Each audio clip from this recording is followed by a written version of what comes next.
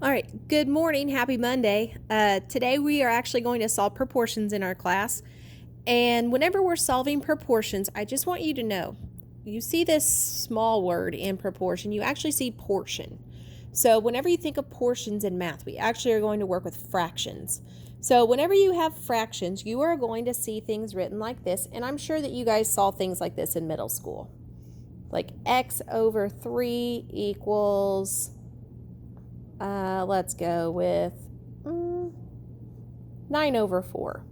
All right, so if you have a problem like this, when you see this, this means divide by 3. This means 9 divided by 4.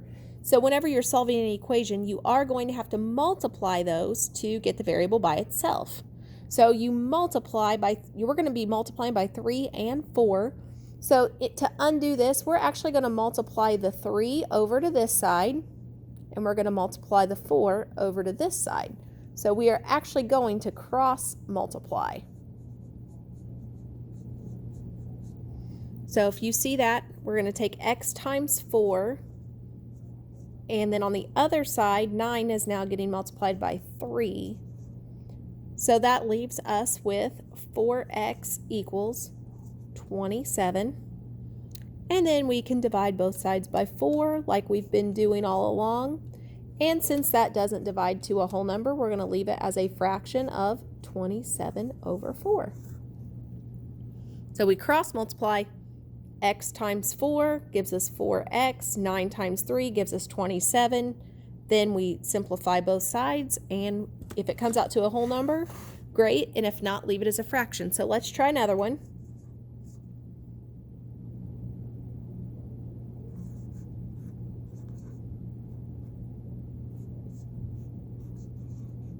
All right, so we have 9 over 3 equals x over 5. So the same thing here. We're going to take x times, we're going to multiply that to the 3, cross multiply. So we have x times 3, and then on the other side, we're going to multiply 9 times 5. And if you can see, it doesn't matter which side you multiply first, but I always start with the variable. So x times 3 is 3x. 9 times 5 is 45. Divide both sides by 3, and we get a whole number of 15. So sometimes it's a whole number, sometimes it's a fraction. So we cross multiply, simplify both sides, divide if necessary. So we are going to do some that are a little bit more complex than that. That's why I wanted to show my work in detail. So give me just a second to erase this, and then we could do some more. So bear with me for just a second. You're going to see a blank screen while I erase.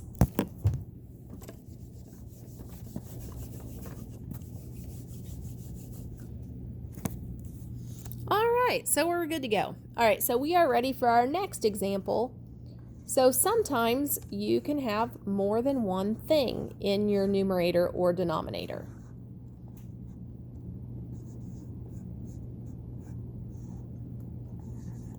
All right, so we have x plus 5 over 6 and equals 3x minus 1 over 2. So again, these are proportions, and we are going to multiply the 2 over to the x plus 5, but we have to remember that we're going to multiply both things by the 2, so I would recommend putting parentheses around it because that's going to require us to distribute here in a second.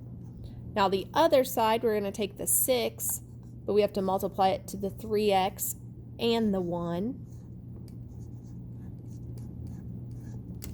So we have 2x plus 5 equals 6 times 3x minus 1. So just like we did last week, our first step is to distribute. So that gives us 2x plus 10.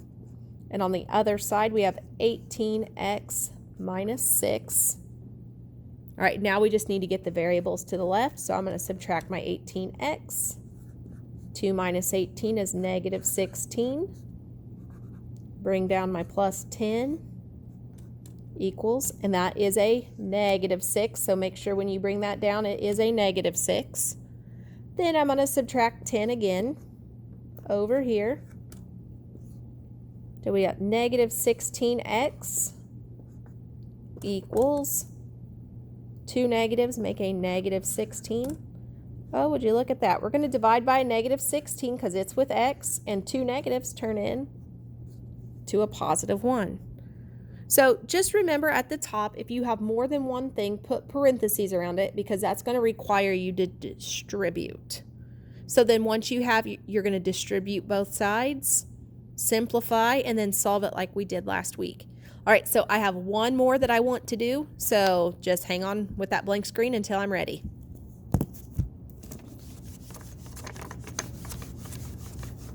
All right, just a second.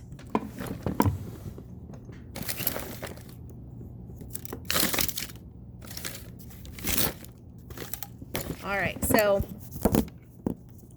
right, so this is our last example, but my marker's about ready to die.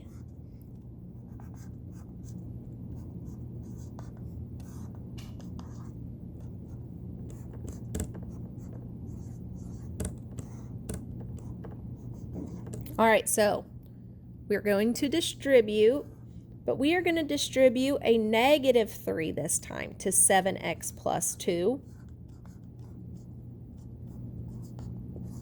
All right, now for the other side, we have x plus 8. This one's getting multiplied to the positive 3. So positive 3 times x plus 8. All right, so now we got to distribute both sides. So I'm going to start over here. Negative 3 times 7 is negative 21x.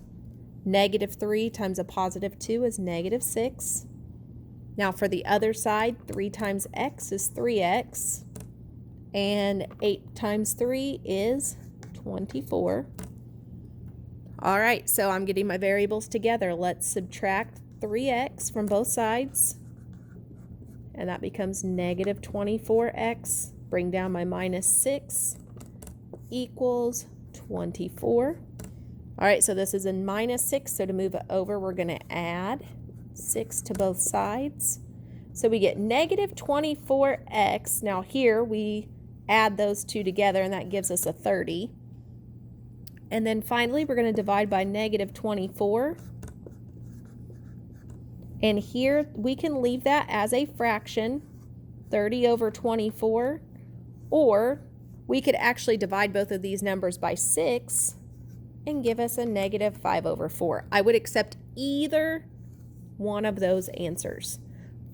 You feel free to reduce. You're not required to reduce. That's just a personal preference. Totally up to you. So I do want to let you guys know that the assignment is on Canvas. It's due tomorrow at 4 o'clock. Anytime there is a link, if you're having issues with the links downloading, I will show you something really quick on Canvas. So let's see, let me open up your class. Algebra 1. Okay, so I do want to show you guys, if you are having a hard time opening up the assignment so today I will be posting this video once it's uploaded. If you see that magnifying glass, if the link itself isn't working, click on that magnifying glass and it will show up really small. But I do want to let you guys know when it shows up, sorry, it's being really slow. Those two arrows will allow you can click it.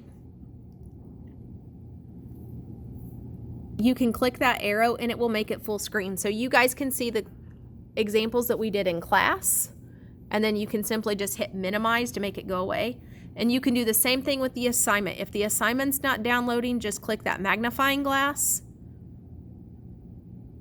And then you might have to go over to see that arrow to make it full screen. And then here you can, once you are in here, feel free to zoom in. And again, you're just doing your work on your own paper today. Make sure to put this title up at the top of your assignment, and also make sure your name is on it, because when you email it to me and I print it, it doesn't have your name on it. So just make sure your name is on your paper before you submit those. And I'm very proud of all of you virtual learners that are staying on top of your work. So I'll be back with more videos. Hopefully I'll get some of the rest of the week posted today. And if you guys can see, we are quizzing on Friday, and that quiz is on Canvas, so you don't have to worry about coming in to take that. Thanks, and have a great Monday.